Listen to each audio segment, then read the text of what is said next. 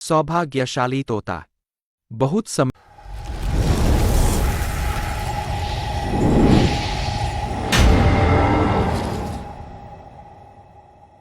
पहले की बात है।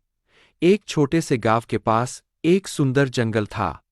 उस जंगल में तरह तरह के पक्षी और जानवर रहते थे। उन्हीं पक्षियों में एक अनोखा तोता भी रहता था, जिसका नाम चिरकू था। चिरकू को लोग सौभाग्यशाली तोता के नाम से जानते थे, क्योंकि जहां भी वह जाता, वहां कोई न कोई चमत्कार हो जाता या किसी की किस्मत बदल जाती। गांव के लोग मानते थे कि अगर चिरकू उनके घर आ जाए, तो उनके जीवन में सुख और समृद्धि आ जाती है। चिरकू हमेशा खुश रहता और अपनी मधुर आवाज में गाने गाता। लोग उसे फल और अनाज खिलाते और उसकी भलाई की कामना करते थे। चिरकू भी गांव के लोगों से बहुत प्यार करता था और जहां भी जाता, खुशियां बांटता। एक दिन गांव में एक गरीब किसान, जिसका नाम रघु था, बहुत परेशान था। उसकी फसलें बर्बाद हो गई थीं और उसके पास खाने को भी कुछ नहीं था। वह दिन-रात मेहनत करता, लेकिन किस्मत उसका साथ नहीं दे रही थी। एक दिन रघु ने गांव के लोगों से चिरकू के बारे में सुना और सोचा कि शायद यह सौभाग्यशाली तोता उसकी भी मदद कर सकता है। रघु ने तय किया कि वह चिरकू से मिलकर अपनी किस्मत बदलने की विनती करेगा। अगले दिन वह जंगल की ओर चल पड़ा और चिरकू को खोजने लगा। बहुत ढूंढने के बाद उसे चिरकू एक पेड़ की डाल पर बैठे हुए मिला। रघु ने बड़े ही आदर के साथ कहा। चिरकू ने रघु की बातें ध्यान से सुनी और उसकी आंखों में दया उमड़ आई। चिरकू ने अपनी चोंच में एक छोटी सी चमकती हुई पत्ती उठाई और रघु को देते हुए कहा, यह जादुई पत्ती है।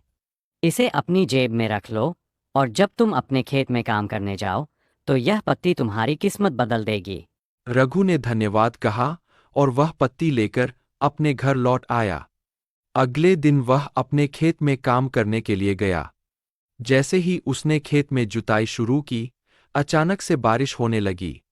उसकी सूखी जमीन हरी भरी हो गई और थोड़े ही समय में उसकी फसलें लहलहा उठीं। रघु की मेहनत सफल हुई और उसकी किस्मत सच में बदल गई। अब रघु के पास भरपूर अनाज था और वह फिर से खुशहाल जीवन जीने लगा। उसने गांव के लोगों को चिरकू की बुद्धिमानी और उसके द्वारा दी गई जादुई पत्ती के बारे में बताया। सभी लोग चिरकू की प्रशंसा करने लगे और उसे और भी अधिक प्यार देने लगे। लेकिन चिरकू ने रघु को एक बात कही थी। याद रखना, यह पत्ती सिर्फ तुम्हारी मेहनत का साथ देगी। अगर तुम मेहनत करना छोड़ दोगे, तो यह भी अपना जादू खो देगी। रघु ने चिरकू की बात समझ ली और कड़ी मेहनत जारी रखी। धीरे धीरे उसकी स्थिति पहले से बहुत बेहतर हो गई। वह गांव के सबसे सफल किसानों में से एक बन गया, लेकिन उसने कभी यह नहीं भूला कि उसकी सफलता में चिरकू और उसकी मेहनत का कितना बड़ा हाथ था। कहानी से सीख। इस कहानी से हमें यह सीख मिलती है कि किस्मत भी उन्हीं का साथ देती है, जो खुद मेहनत करते हैं। सौभाग्य और अवसर तभी काम आते हैं, जब हम अपने प्रयासों से उन्हें सही दिशा देते हैं।